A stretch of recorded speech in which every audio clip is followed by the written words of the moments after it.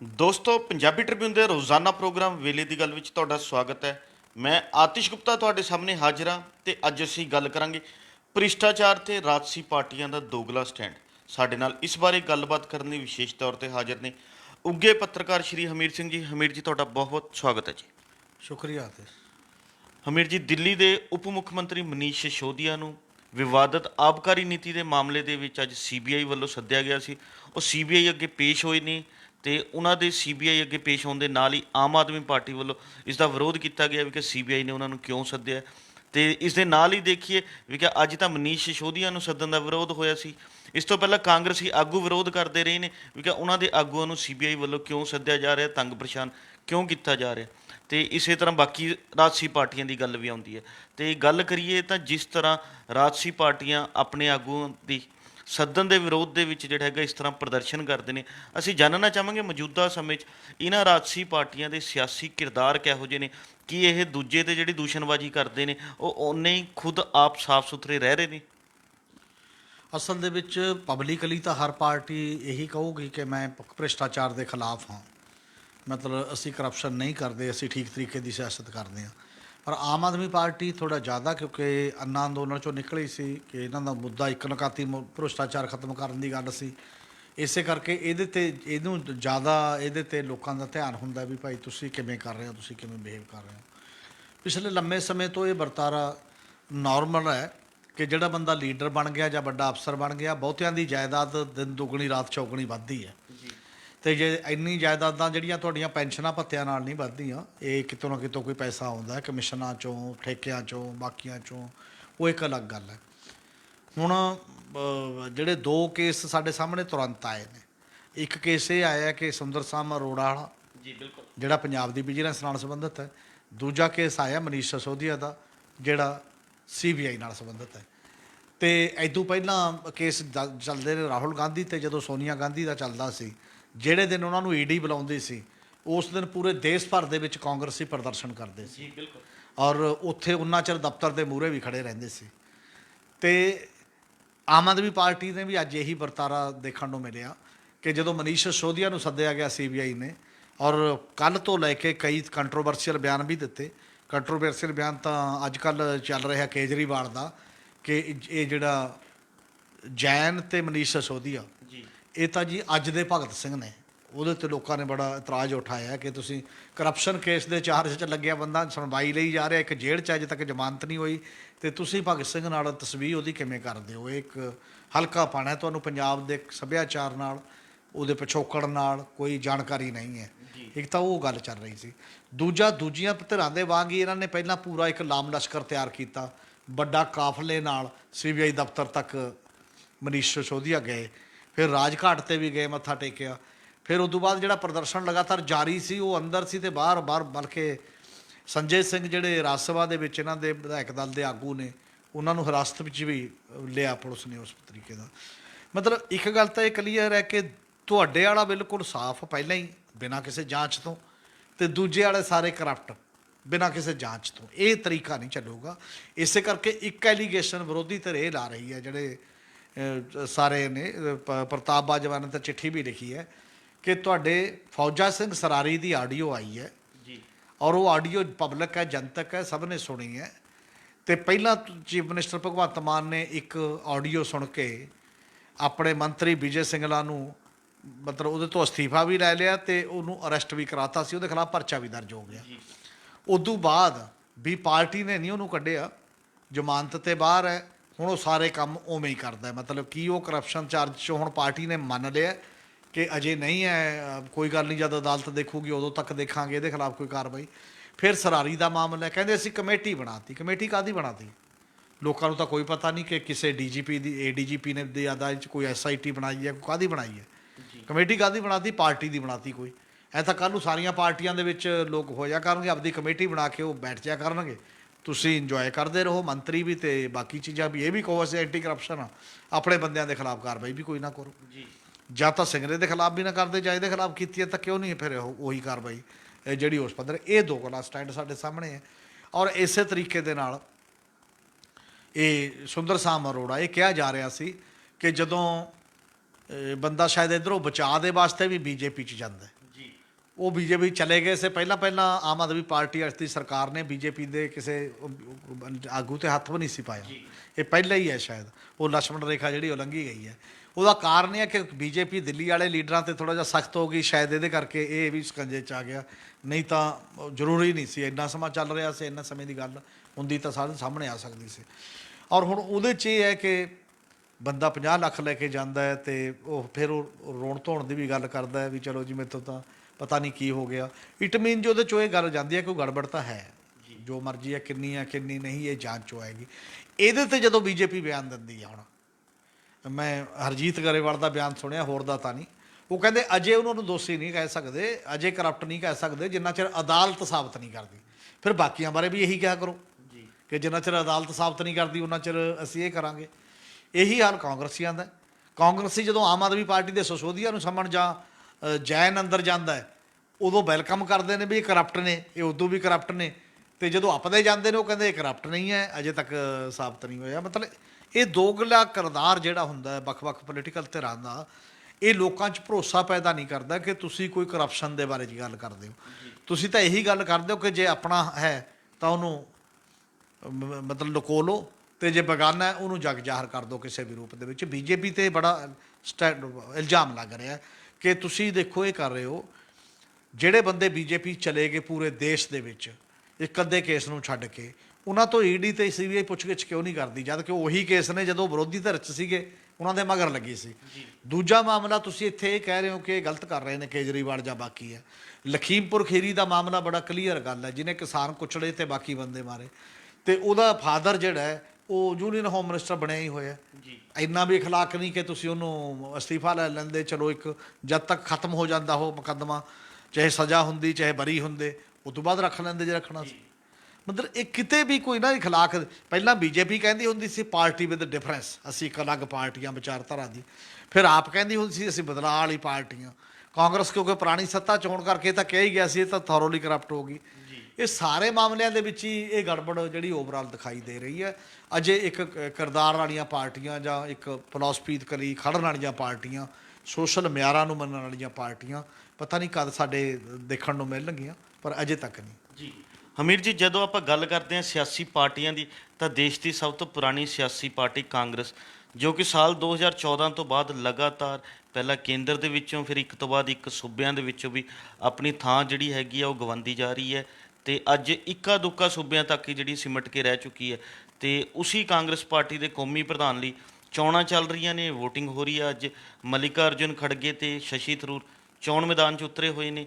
ਇਸ ਵਾਰ ਪਹਿਲੀ ਵਾਰ ਦੇਖਣ ਨੂੰ ਮਿਲਿਆ ਵੀ ਕਿ ਗਾਂਧੀ ਪਰਿਵਾਰ ਦਾ ਕੋਈ ਵੀ ਮੈਂਬਰ ਜਿਹੜਾ ਚੋਣ ਮੈਦਾਨ 'ਚ ਹਿੱਸਾ ਨਹੀਂ ਲੈ ਰਿਹਾ। ਇਸ ਸਭ ਨੂੰ ਕਿਵੇਂ ਦੇਖੋਗੇ? ਅਸਲ 'ਚ ਟੋਟਲ ਪਾਰਟੀ 'ਚ ਹੀ ਵੋਟਾਂ ਹੀ ਬਹੁਤ ਥੋੜ੍ਹੀਆਂ ਪਈਆਂ ਨੇ, 4-5 ਵਾਰ ਵੋਟਾਂ ਪਈਆਂ ਨੇ। ਹੁਣ 20 ਸਾਲ ਬਾਅਦ ਵੋਟਾਂ ਪੈ ਰਹੀਆਂ ਨੇ। ਜਿਹੜਾ ਮਤਲਬ ਕੋਈ ਵੀ ਖੜਾ ਹੋਵੇ, ਚਾਹੇ ਜਿਹੜਾ ਮਤਲਬ ਜੇ ਕੈਂਡੀਡੇਟਾਂ ਨੂੰ ਵੋਟਾਂ ਨਹੀਂ, ਇਹ ਤੋਂ ਪਹਿਲਾਂ ਕਹਿੰਦੇ ਸੀ ਵੀ ਨਾਮਜ਼ਦ ਹੋ ਜਾਂਦਾ ਵੀ ਸਰਬਸੰਮਤੀ ਹੋ ਗਈ ਜੀ, ਇਹ ਕਿਹਾ ਜਾਂਦਾ ਰਿਹਾ।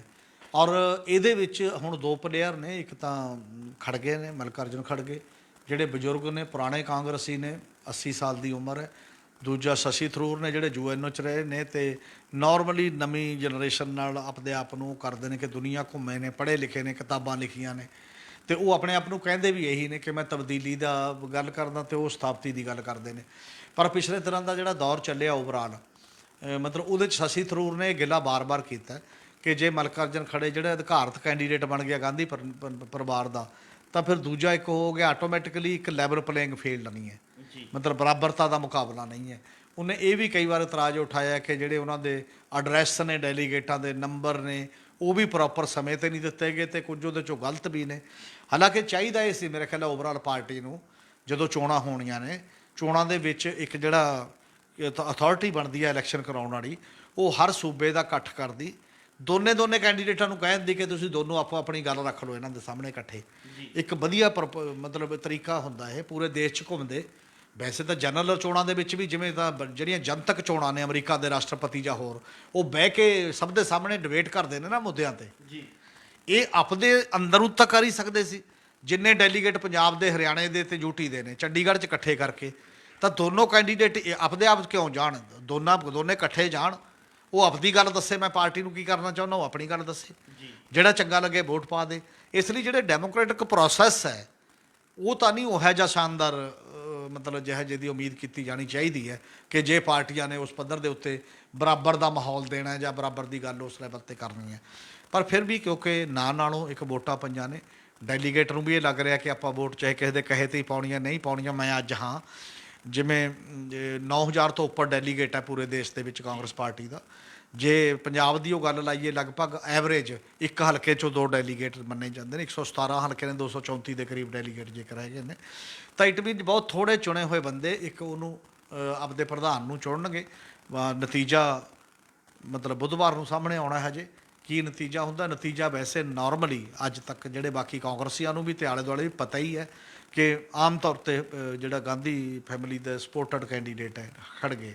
ਔਰ ਸ਼ਸ਼ੀ ਥਰੂਰ ਨੇ ਵੀ ਹੁਣੇ ਤੋਂ ਕਹਿਣਾ ਸ਼ੁਰੂ ਕਰਤਾ ਕਿ ਮੈਂ ਉਹਨਾਂ ਨਾਲ ਮਿਲ ਕੇ ਕੰਮ ਕਰਨ ਲਈ ਤਿਆਰ ਹਾਂ, ਕੋਈ ਮੈਨੂੰ ਇਹ ਪ੍ਰੋਬਲਮ ਨਹੀਂ ਹੈ, ਕਿਉਂਕਿ ਉਹਨੂੰ ਪਤਾ ਹੈ ਕਿ ਇੱਕ ਪਾਸੇ ਵਜਨ ਜਿਹੜਾ ਪੂਰੀ ਪਾਰਟੀ ਦਾ ਉੱਧਰ ਦਿੱਤਾ ਗਿਆ ਤੇ ਸਵੇਰ ਲਈ ਨਹੀਂ ਹੈ। ਔਰ ਫਿਰ ਵੀ ਹਰ ਪਾਰਟੀ ਦੇ ਅੰਦਰ ਚੋਣਾਂ ਘੱਟੋ ਘੱਟ ਵੋਟਾਂ ਪੈਣੀਆਂ ਚਾਹੀਦੀਆਂ ਨੇ। ਹੌਲੀ ਹੌਲੀ ਅੱਜ ਨਹੀਂ ਤਾਂ ਕੱਲ੍ਹ, ਤੇ ਉਹ ਹੌਲੀ ਹੌਲੀ ਜਿਹੜੀ ਜਮਹੂਰੀਅਤ ਜਿਹੜੀ ਹੈ ਉਹਦਾ ਦਾਇਰਾ ਮੋਕਲਾ ਹੋਵੇਗਾ। ਜੀ ਹਮੀਰ ਜੀ, ਅੱਜ ਈਸਾਈ ਭਾਈਚਾਰੇ ਵੱਲੋਂ ਅੰਮ੍ਰਿਤਪਾਲ ਸਿੰਘ ਦੇ ਖਿਲਾਫ ਜਲੰਧਰ ਦੇ ਵਿੱਚ ਵੱਡਾ ਇਕੱਠ ਕੀਤਾ ਗਿਆ, ਰੋਸ ਪ੍ਰਦਰਸ਼ਨ ਕੀਤਾ ਗਿਆ। ਅਸੀਂ ਜਾਣਨਾ ਚਾਹਾਂਗੇ ਵੀ ਕਿ ਇਹ ਮੁੱਦਾ ਕੀ ਸੀਗਾ, ਵੀ ਕਿ ਈਸਾਈ ਭਾਈਚਾਰੇ ਨੇ ਜਿਹੜਾ ਹੈਗਾ ਅੱਜ ਰੋਸ ਪ੍ਰਦਰਸ਼ਨ ਦੇ ਕੀ ਕਾਰਨ ਜਿਹੜੇ ਨੇ ਰਹੇ ਨੇ। ਉਹਦਾ ਇੱਕ ਤਾਂ ਇਹ ਸੀ ਵੀ ਸਿੱਖਾਂ ਦੇ ਵਿੱਚ ਕਾਫੀ ਦੇਰ ਤੋਂ ਇੱਕ ਅੰਦਰ ਚਰਨਿੰਗ ਜੀ ਚੱਲ ਰਹੀ ਹੈ, ਇੱਕ ਲੈਵਲ ਦੀ ਕੁਛ ਸੁਗਮਗਾਹਟ ਕਿ ਕਾਫੀ ਲੰਮੇ ਸਮੇਂ ਤੋਂ ਬੜੇ ਜਿਹੜੇ ਖਾਸ ਤੌਰ 'ਤੇ ਗਰੀਬ ਵਰਗ ਹੈ ਸਿੱਖਾਂ ਦੇ ਘਰ ਨੇ, ਦਲਿਤਾਂ ਦੇ ਨੇ, ਜਾਂ ਉਹਨਾਂ ਨੂੰ ਕ੍ਰਿਸਚਨ ਬਣਾਇਆ ਜਾ ਰਿਹਾ ਜੀ, ਇਹ ਧਰਮ ਪਰਿਵਰਤਨ ਕੀਤਾ ਜਾ ਰਿਹਾ। ਇੱਕ ਤਾਂ ਇਹੋ ਜਿਹਾ ਚੱਲਦਾ ਸੀ। ਦੂਜਾ ਕੁਛ ਪਿਛਲੇ ਦਿਨਾਂ ਤੋਂ ਇਹ ਵੀ ਚੱਲਿਆ ਜਿਹੜਾ ਅੰਮ੍ਰਿਤਪਾਲ ਸਿੰਘ ਨੇ ਵੀ ਉਠਾਇਆ ਕਿ ਕੁਝ ਉਹਨਾਂ ਦੇ ਬੰਦੇ ਜਿਹੜੇ ਪਾਸਟਰ ਵਗੈਰਾ ਜਾਂ ਜਿਹੜੇ ਉਹਨਾਂ ਦੇ ਮੁਖੀ ਹੁੰਦੇ ਨੇ ਵੱਖ-ਵੱਖ ਲੈਵਲ 'ਤੇ, ਉਹਨਾਂ ਨੇ ਕੁਝ ਗੱਲਾਂ ਸਿੱਖ ਗੁਰੂਆਂ ਬਾਰੇ ਵੀ ਜਾਂ ਕੁਛ ਸਿੱਖ ਧਰਮ ਬਾਰੇ ਵੀ ਇਹੋ ਜਿਹੀਆਂ ਬੋਲੀਆਂ ਜਿਹੜਾ ਮਤਲਬ ਨੈਗੇਟਿਵ ਉਹਨਾਂ ਦੀ ਨਜ਼ਰ 'ਚ ਹੈਗੀਆਂ ਨੇ।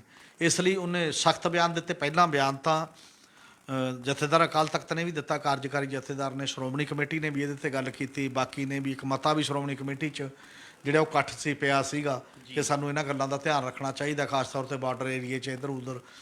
ਪਰ ਉਹਨੇ ਜਿਹੜੀ ਸ਼ਬਦਾਵਲੀ 'ਚ ਕਿਹਾ ਉਹ ਕਾਫੀ ਸ਼ਬਦ ਵੀ ਜੇ ਪ੍ਰਸ਼ਾਸਨ ਨਹੀਂ ਕਰੂਗਾ ਤਾਂ ਅਸੀਂ ਕਰ ਲਾਂਗੇ, ਸਿੱਖੀ ਮੁਤਾਬਕ ਸੋਧਾਂਗੇ ਜਾਂ ਜੋ ਵੀ ਤਰੀਕਾ ਕਰਦੇ। ਉਹ ਤਰੀਕੇ ਤੋਂ ਬਾਅਦ ਹੁਣ ਅੱਜ ਇਹਨਾਂ ਨੇ ਇਕੱਠੇ ਹੋ ਕੇ ਇੱਕ ਪ੍ਰਦਰਸ਼ਨ ਕੀਤਾ ਕਿ ਅੰਮ੍ਰਿਤਪਾਲ ਸਿੰਘ ਖਿਲਾਫ ਪਰਚਾ ਦਰਜ ਕੀਤਾ ਜਾਏ ਜਾਂ ਹੋਰ। ਮੈਨੂੰ ਲੱਗਦਾ ਕਿ ਜਿਹੜਾ ਟਕਰਾਅ ਹੈ ਜੇ ਦੋ ਭਾਈਚਾਰਿਆਂ ਦੇ ਵਿੱਚ ਹੁੰਦਾ, ਇਹ ਬੜਾ ਖਤਰਨਾਕ ਟਕਰਾਅ ਹੁੰਦਾ। ਪੰਜਾਬ ਤੇ ਖਾਸ ਤੌਰ 'ਤੇ ਸਿੱਖ ਕਮਿਊਨਿਟੀ ਇਹ ਭਾਈਚਾਰਕ ਸਾਂਝ ਲਈ ਜਾਣੀ ਜਾਂਦੀ ਹੈ।